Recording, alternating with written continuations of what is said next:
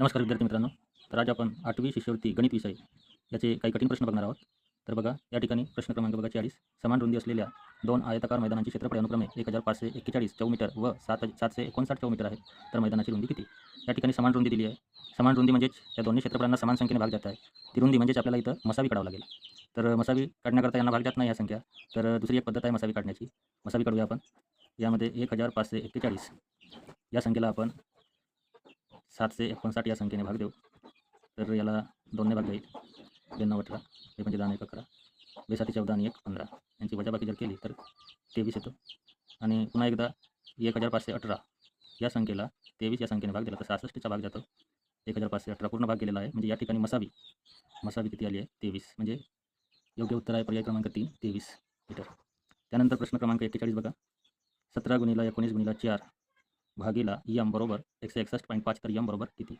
अशा प्रकारचा जेव्हा प्रश्न असेल त्यावेळेस m या ठिकाणी भागीला इकडे नेल्यानंतर दुसऱ्या बाजूला नेल्यानंतर गुणिला होईल आणि 161.5 इकडे या बाजूला आणल्यानंतर डिवाइड होईल.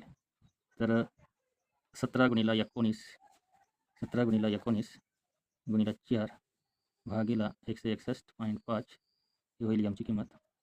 आता यामध्ये 161.5 तर पॉईंट आपण इकडे समोर नेऊ शकतो. पॉईंट समोर जर नेला 1615 आणि इकडे 1 शून्य वाढवावं लागेल. 17 गुणिले 19 गुणिले 40 1 शून्य वाढवलेला आहे. कारण हा पॉईंट इकडे सरकवलेला आहे. 17ने 1615 भाग जातो. 17 9 153 आणि 17 5 85 म्हणजे याला 95ने भाग जातो. 19ने 85ला भाग जाते. 19 5 95 5ने 40ला भाग जाईल. 5 8 40 म्हणजेच एमची किंमत किती झाली? 8. 8.0 योग्य पर्याय आहे चौथा 8.0.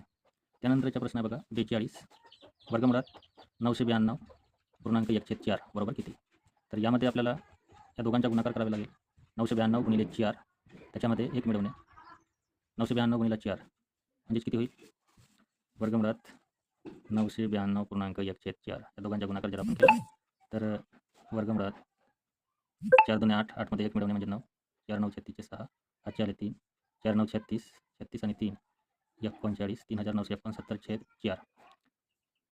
तर दोघांच्या वर्गमूळ आपल्याला घ्यावं लागेल. 3969 चे वर्गमूळ म्हणजेच 6 6 36 म्हणजे जवळपास 60च्या वर वर्गमूळ निघेल. 63 3 3 9 म्हणजे 63 आणि 4चा सुद्धा वर्गमूळ घ्यावं लागेल. 4चा वर्गमूळ 2. याला जर आपण भाग दिला तर 2 3 6 2 1 2 पॉईंट 2 5 10 31.5 31.5 म्हणजे या ठिकाणी 31.5 पर्याय क्रमांक 2 योग्य उत्तर पर्याय क्रमांक 2. त्यानंतर प्रश्न क्रमांक 43 पुढीलपैकी अपरिमेय संख्या कोणती?